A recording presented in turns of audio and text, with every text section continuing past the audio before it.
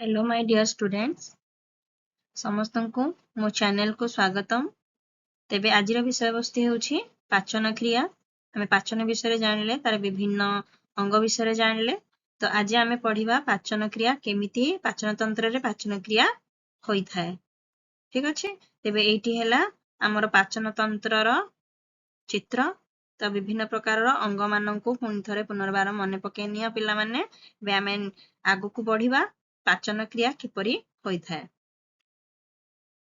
तेबे पाचन क्रिया रे पांचटी पदक्षेप बा पांचटी सोपान आमे कहिबा पांचटी स्टेप्स आमे कहि परिबा। प्रथमटी हैला खाद्य ग्रहण, द्वितीयटी हैला परिपाक, तृतीयटी होछि अवशोषण, चतुर्थ हैला आत्मीकरण, पंचमटी हैला मलत्याग। ए पांचटी स्टेप्स रे हमर पाचन प्रक्रिया ती संपादन होई थाए। ठीक अछि, कंप्लीट होई थाए। तो प्रथम स्टेप हैला खाद्य ग्रहण। खाद्य ग्रहण रो अर्थ कोन? ए चित्रटी समस्त देख, चित्रटी देखिले निश्चित भाबरे बुझी पारिबो। एइट देख, एइट गोटे तीर चिन्ह दिया जायछि मुह भितरको, माने कोन? इंजेक्शन ऑफ फूड, जोटा आमे इंग्लिश रे कहउछन्ती इंजेक्शन ऑफ फूड, माने खाद्य को ग्रहण करिबा। आमे तले कोनोसी भी खाद्य को हातरे नेई कि पाटी भितरे भर्ती करंती हैला, सेई पर्यंत माने पाटी भितर को नेला माने सेटा को कहिबा आमे, सेई प्रोसेस टा को कहिबा आमे खाद्य ग्रहण। ठीक अछि, आमे पाटी भितर को नेले सेटा हला आमे खाद्य ग्रहण कले। तापरे खाद्य को पाटी भितर को नबा परे आमे खाद्य को कोन करथांती? आमे खाद्यटी को चोबाई थांती। ठीक अछि, चोबाई थांती। चोबाई सारिया परे ताको गिळी थांती। ठीक अछि, तो गिळी सारला परे पाटी भितरे बा मुख गहवर आमे विभिन्न पार्ट्स, विभिन्न अंश विषय रे आमे पढिथिले प्रीवियस वीडियो रे। तो मुख परे मुख गहवर रे कोन हेई थाए? मुख गहवर रे आमे खाद्यटा को चोबाई थाउ। ता सहित हमर मुख गहवर रे लाळ मध्य क्षरित होई थाए, जहा सहित कि खाद्यटी संपूर्ण भाबरे मिसी थाए एवं खाद्यटी को कोमल करि थाए एवं पिछळ करि थाए, जहा फल कि सहज होई थाए गिळिबा पई। तो गिळी सारला परे जे रहिला एटी हैला हमर खाद्य नळी हैला। खाद्य नळी रे कोनोसी प्रकार परिवर्तन होई न थाए खाद्यर। तापरे खाद्य नळी परे ये पहुंची थाए हमर कोठी कि? एटा हैला हमर पाकस्थळी। तो ए पाकस्थळी रे पहुंचीबा परे खाद्य पुनर्बार हमर एठी जो लाळ रे मिसिथिला खाद्य चोबाइला बेले मते खाद्यर किछि मात्रा रे हजम प्रक्रिया होई थाए। हजम तो संपूर्ण भाबरे हुएनी, किछि मात्रा रे आरंभ एठी होई थाए एवं आउ किछि हुए हमर पाकस्थळी रे। सेटा द्वितीय स्टेप हैला हमर परिपाक। तो परिपाकटा आरंभ हुए मुख गहवररु एवं किछि होई थाए हमर पाकस्थळी रे। तापरे पाकस्थळी रे हजम प्रक्रिया हेई सारला परे जहा रही गला से पळे आसीबो हमर एठी किछि हजम हेई सारला परे बाकी सबु एठी पळे आसीबो नेक्स्ट हमर कोठी कि? क्षुद्रांत्र को। ठीक अछि, क्षुद्रांत्र रे जहा भी रही जाइथिबो जो जटिल खाद्य गुडाको सरलीकृत होई नथिबो, सेही जटिल खाद्य गुडाको सरलीकृत कंप्लीटली सर्वा संपूर्ण भाबरे सरलीकृत होई जाय थाए कोठी? हमर क्षुद्रांत्र रे। ठीक अछि, तो हमर परिपाक प्रक्रियाटी आरंभ होउची मुख गहररु, शेष होउची कोठी? क्षुद्रांत्र रे। तो एटा हला हमर द्वितीय स्टेप परिपाक।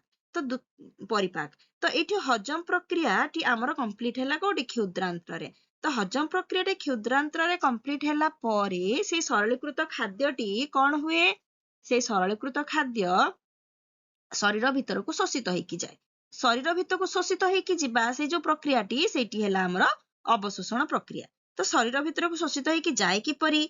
आमर देख क्षुद्रांत्र भितरे छोट छोट पानिया भलिया पानिया रे जेमति दांत थाए, सेमिति पानिया रे दांत भलिया गोटे स्ट्रक्चर आम क्षुद्रांत्र भितरे अछि, जोटा को आमे अंत अंकुर कहउचंती बा इंग्लिश रे सेटा कहला जाउची भिलाई हैला। से अंत अंकुर आमे नेक्स्ट पिक्चर अछि सेटा मु देखेबी तुम माननकु, तमे सुनो वर्तमान बुझ हैला।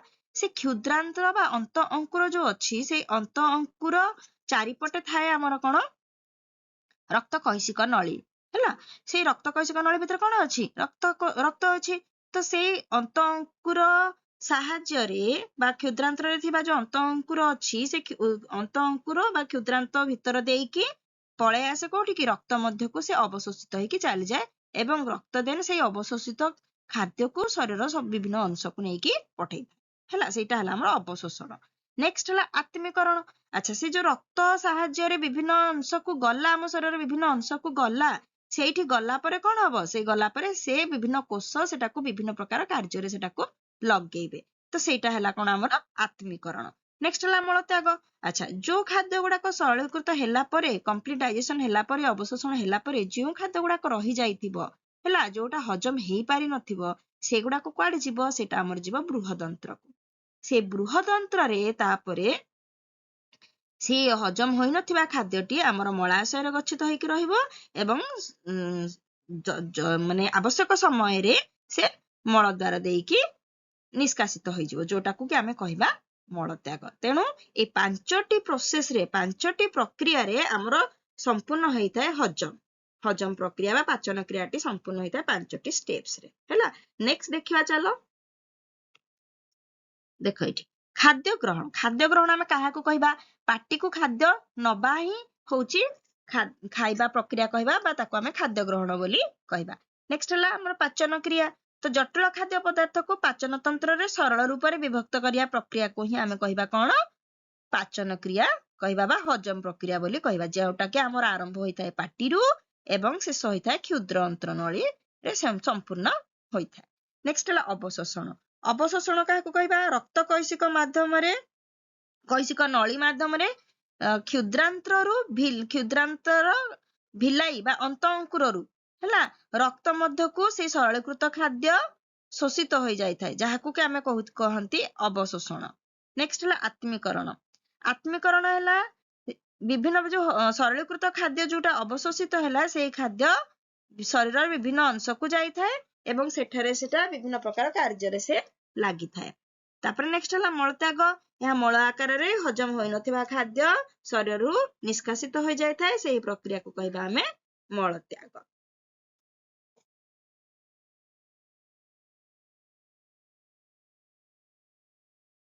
ନେକ୍ସଟ ହେଲା ଆମର ଖାଦ୍ୟ ଗ୍ରହଣ ବା ଖାଦ୍ୟର ଦିଗ ମାନେ ଖାଦ୍ୟଟି କେମିତି କେଉଁଠୁ ଯାଇଥାଏ କେମିତି ସେ ତାର ମୁଭମେଣ୍ଟ ହୋଇଥାଏ ଗତି କିପରି ହୋଇଥାଏ ଖାଦ୍ୟର ଗତି ହେଲା ତ ଏଇଠି ଦେଖ ସେ ଖାଦ୍ୟଟିକୁ ମୁହଁ ଭିତରକୁ ନେଲା ହେଲା ତ ଏଇ ଯୋଉ ଖାଦ୍ୟଟିକୁ ମୁହଁ ଭିତରକୁ ନବା ପର୍ଯ୍ୟନ୍ତ ହିଁ ହଉଛି ଆମର ଖାଦ୍ୟ ଗ୍ରହଣ ତାପରେ କଣ ହଉଛି ମୁଖ ଗହ୍ୱର ଭିତରେ ସେଟାକୁ ସେ ଲାଳ ସହିତ ମିଶୁଛି ଏବଂ ଦାନ୍ତ ସାହାଯ୍ୟରେ ସେ ଜଟିଳ ଖାଦ୍ୟଟି କିଛି ମାତ୍ରାରେ ଖଣ୍ଡ ଖଣ୍ଡ ହଉଛି ଛୋଟ ସାଇଜ ତାର ହେଇଯାଉଛି ତ ଏଇଠି ଲାଳ ସହିତ ମିଶିବା ଫଳରେ ମଧ୍ୟ କଣ ହଉଛି ସେ ଖାଦ୍ୟ ଚୋବାଉଛି ଲାଳ ସହିତ ମିଶୁଛି ଯାହାକି ଏକ ଫୁଡ ବୋଲସ ସେ ଫର୍ମେସନ କରୁଛି ବା ଏଟାକୁ ଆମେ ଚାଇମ୍ ବୋଲି ମଧ୍ୟ କହୁଛନ୍ତି ତାପରେ ସେଟା କଣ ହଉଛି ସେଇଟା ଆମର ଆମେ ସେଟାକୁ ଖାଦ୍ୟଟାକୁ ଗିଳୁଛନ୍ତି ଗିଳିବା ପରେ ସେ ନେକ୍ସଟ ପ୍ରୋସେସରେ ଆମର ଖାଦ୍ୟ ନଳୀ ଭିତରକୁ ଯାଉଛି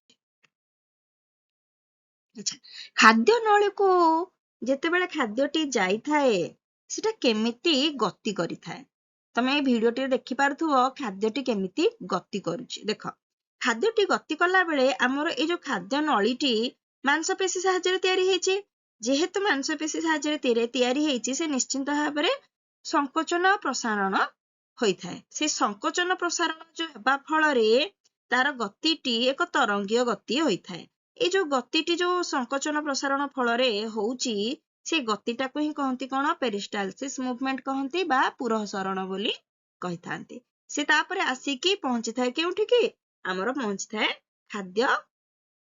ପାକସ୍ଥଳୀ ମଧ୍ୟକୁ ଆସିକି ସେ ପହଞ୍ଚିଥାଏ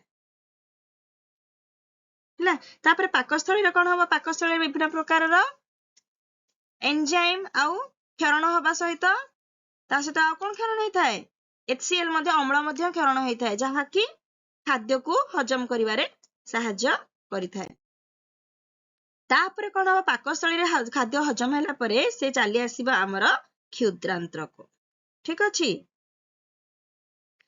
ଆଚ୍ଛା ଏଇ କ୍ଷୁଦ୍ରାନ୍ତ୍ରର ମଧ୍ୟ 3ଟି ଅଂଶ ଅଛି ଡ୍ୟୁଡେନମ ଜେଜୁନମ ଆଉ ଇଲିୟମ ହେଲା ଏଇ ଦେଖ ଖାଦ୍ୟଟି କେମିତି ଗତି କରୁଛି କ୍ଷୁଦ୍ରାନ୍ତ୍ର ମଧ୍ୟରେ ହେଲା ତାପରେ କ୍ଷୁଦ୍ରାନ୍ତ୍ରରେ ଖାଦ୍ୟର ଅବଶୋଷଣ ପରେ ବାକି ତକ ଖାଦ୍ୟ ପଳେଇ ଆସିଥାଏ କୋଉଠି କି ଆମର ବୃହଦନ୍ତ୍ରକୁ ତ ଏଇଠି ଦେଖ ନେକ୍ସଟ ଅଛି ଏଇଟା ହେଲା ଆମର କ୍ଷୁଦ୍ରାନ୍ତ୍ରର ଚିତ୍ର କ୍ଷୁଦ୍ରାନ୍ତ୍ର ଭିତରେ ଯୋଉ ଅଛି ଆମର ଅନ୍ତ ଅଙ୍କୁରଟି ଏଇଭଳି ଭାବରେ ଦେଖାଯାଏ ଯୋଉଟା କି ଅନ୍ତ ଅଙ୍କୁର ଏଇଠି ଦେଖ ଅନ୍ତ ଅଙ୍କୁର ତାର ଚାରିପଟେ ଆମ ରକ୍ତ କୈଶିକ ନଳୀ ଗୁଡାକ ଏଇଭଳି ଭାବରେ ଘେରି ହେଇକି ରହିଥାନ୍ତି ତ ଏଇ ଖାଦ୍ୟ ନଳୀ ଏଇଟା କଣ ଆମର ଅନ୍ତ ଅଙ୍କୁରରୁ ରକ୍ତ ମଧ୍ୟକୁ କଣ ହୁଏ ଖାଦ୍ୟଟି ଅବଶୋଷିତ ହୋଇକି ଚାଲି ଯାଇଥାଏ ହେଲା ନେକ୍ସଟ ଦେଖ ପାଟିରୁ ମଳଦ୍ୱାର ପର୍ଯ୍ୟନ୍ତ ଖାଦ୍ୟର ଗତିବିଧି ହେଲା ପାଟିରୁ ଏଠି ଆରମ୍ଭ ହଉଛି ମୁଖ ଗହ୍ୱର ମଧ୍ୟରେ ସେ ଛୋଟ ଛୋଟ ଖଣ୍ଡ ହେଇଯାଉଛି ଦେନ୍ ଐସୋଫାଗସ୍ କୁ ଆସି ପାକସ୍ଥଳୀ, ପାକସ୍ଥଳୀରୁ କ୍ଷୁଦ୍ରାନ୍ତ୍ର, କ୍ଷୁଦ୍ରାନ୍ତ୍ରରୁ ବୃହଦନ୍ତ୍ର, ବୃହଦନ୍ତ୍ରରୁ ମଳଦ୍ୱାର ଦେଇକି ନିଷ୍କାସିତ ହେଇଯାଉଛି। ଏବେ ବର୍ତ୍ତମାନ ଆମେ ଜାଣିବା କି କେଉଁ ସ୍ଥାନରେ କେଉଁ ଗ୍ରନ୍ଥି ଅଛି ଏବଂ କେଉଁ ଗ୍ରନ୍ଥିରୁ କେଉଁ ଏନଜାଇମ୍ କ୍ଷରଣ ହଉଛି ଏବଂ କେଉଁ ଜଟିଳର ଖାଦ୍ୟ କେଉଁ ସରଳୀକୃତ ଖାଦ୍ୟରେ ରୂପାନ୍ତରିତ ହେଉଛି ହେଲା। ତ ପ୍ରଥମଟି ହେଲା ମୁଖ ଗହ୍ୱର। ମୁଖ ଗହ୍ୱରରେ ଆମର ଅଛି ଲାଳ ଗ୍ରନ୍ଥି। ଲାଳ ଗ୍ରନ୍ଥିରୁ ଆମର ଲାଳ କ୍ଷରିତ ହୋଇଥାଏ ଏବଂ ଲାଳରେ ଥାଏ ଟାଇଲିନ୍ ନାମକ ଏକ ଏନଜାଇମ୍ ଯାହାକି ମଣ୍ଡଦକୁ ମାଲ୍ଟୋଜରେ ପରିଣତ କରିବାରେ ସେ ସାହାଯ୍ୟ କରିଥାଏ। ନେକ୍ସଟ ହେଲା ପାକସ୍ଥଳୀ। ପାକସ୍ଥଳୀରେ ଅଛି ଜଠର ଗ୍ରନ୍ଥି। ଜଠର ଗ୍ରନ୍ଥିରୁ କ୍ଷରଣ ହୋଇଥାଏ HCl ଆଉ ପେପ୍ସିନ୍ ନାମକ ଏନଜାଇମ୍ ଏବଂ ଅଛି ମିକସ୍ ଗ୍ରନ୍ଥି। ମିକସ୍ ଗ୍ରନ୍ଥିରୁ ମିକସ୍ କ୍ଷରଣ ହୋଇଥାଏ।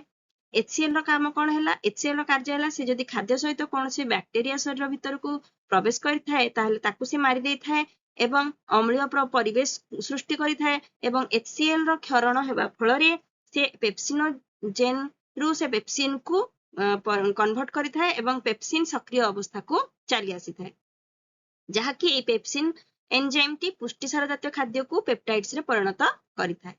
ନେକ୍ସଟ ହେଲା ଆମର କ୍ଷୁଦ୍ରାନ୍ତ୍ର। କ୍ଷୁଦ୍ରାନ୍ତ୍ରରେ ଅଗ୍ନାଶୟରୁ ଅଗ୍ନାଶୟ ରସ କ୍ଷରଣ ହୋଇଥାଏ ଏବଂ ଅଗ୍ନାଶୟ ରସରେ ଆମର ଏନଜାଇମ୍ ଥାଏ ଟ୍ରିପ୍ସିନୋଜେନ୍ ନାମକ ଏନଜାଇମ୍, କାଇମୋଟ୍ରିପ୍ସିନୋଜେନ୍, ଲାଇପେଜ୍ ଆଉ ଆମାଇଲେଜ୍ ନାମକ ଏନଜାଇମ୍ ଥାଏ।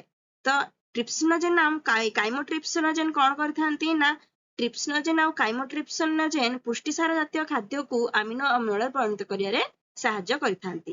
ନେକ୍ସଟ ହେଲା ଆମାଇଲେଜ୍ ଏନଜାଇମ୍। ଠିକ ଅଛି, ଆମାଇଲେଜ୍ ଏନଜାଇମ୍ ମଣ୍ଡଦକୁ ମାଲ୍ଟୋଜରେ ପରିଣତ କରିଥାଏ ଏବଂ ଲାଇପେଜ୍ ଏନଜାଇମ୍ ସ୍ନେହସାର ଜାତୀୟ ଖାଦ୍ୟକୁ ଫ୍ୟାଟି ଏସିଡ୍ ଆଉ ଗ୍ଲିସେରୋଲରେ ପରିଣତ କରିଥାଏ। ନେକ୍ସଟ ହେଲା ଆମର ଆନ୍ତ୍ରିକ ଗ୍ରନ୍ଥି ହେଲା। ଆନ୍ତ୍ରିକ ଗ୍ରନ୍ଥିରୁ ଆମର ଆନ୍ତ୍ରିକ ରସ କ୍ଷରଣ ହୋଇଥାଏ ଏବଂ ସେଇ ଆନ୍ତ୍ରିକ ରସରେ କଣ କଣ ଏନଜାଇମ୍ ଥାଏ? ମାଲ୍ଟେଜ୍, ସୁକ୍ରେଜ୍, ଲାକ୍ଟେଜ୍, ପେପ୍ଟିଡେଜ୍ ଏନଜାଇମ୍ ସବୁ ଥାଏ। ତ ମାଲ୍ଟେଜ୍ କଣ କରିଥାଏ? ମାଲ୍ଟେଜ୍ ମାଲ୍ଟୋଜକୁ ଗ୍ଲୁକୋଜରେ ପରିଣତ କରିବାରେ ସାହାଯ୍ୟ କରେ। ସୁକ୍ରେଜ୍ ଏନଜାଇମ୍ ସୁକ୍ରୋଜକୁ ଗ୍ଲୁକୋଜ ଆଉ ଫ୍ରୁକ୍ଟୋଜରେ ପରିଣତ କରିଥାଏ। ଲାକ୍ଟେଜ୍ ଏନଜାଇମ୍ ଲାକ୍ଟୋଜକୁ ଗ୍ଲୁକୋଜ ଆଉ ଗାଲାକ୍ଟୋଜରେ ପରିଣତ କରେ। ସେମିତି ପେପ୍ଟିଡେଜ୍ ଏନଜାଇମ୍ ପେପ୍ଟାଇଡ୍ସକୁ ଆମିନୋ ଏସିଡ୍ ବା ଆମିନୋ ଅମ୍ଳରେ ପରିଣତ କରିଥାଏ। ନେକ୍ସଟ ହେଲା ଯକୃତ। ଯକୃତରୁ ଆମର ପିତ୍ତରସ କ୍ଷରଣ ହୋଇଥାଏ। ପିତ୍ତରସରେ ଥାଏ ଆମର ବିଲିରୁବିନ୍, ବିଲିଭର୍ଡିନ୍ ଯିଏକି ଆମର ସ୍ନେହସାର ଜାତୀୟ ଖାଦ୍ୟର ଏମୋଲସିଫିକେସନ କରିଥାଏ, ଅବଦ୍ରବୀକରଣ କରିଥାଏ। ତ ଇଏ ହେଲା ଆମର ସମରାଇଜେସନ କେଉଁ ସ୍ଥାନରେ କେଉଁ ପ୍ରକାର ଜଟିଳ ଖାଦ୍ୟର ସରଳୀକୃତ ହୋଇଥାଏ। ତେଣୁ ଆଶା କରୁଛି ସମସ୍ତେ ନିଶ୍ଚୟ ଭାବରେ ଭିଡିଓଟିକୁ ସମସ୍ତଙ୍କୁ ଭଲ ଲାଗିଥିବ, ସମସ୍ତେ ଭଲ ଭାବରେ ବୁଝିପାରିଥିବେ। ତେବେ ଭିଡିଓଟିକୁ ଲାଇକ୍, ସେୟାର, ସବସ୍କ୍ରାଇବ କରିବାକୁ ଭୁଲିବା ନାହିଁ। Thank you all, bye bye.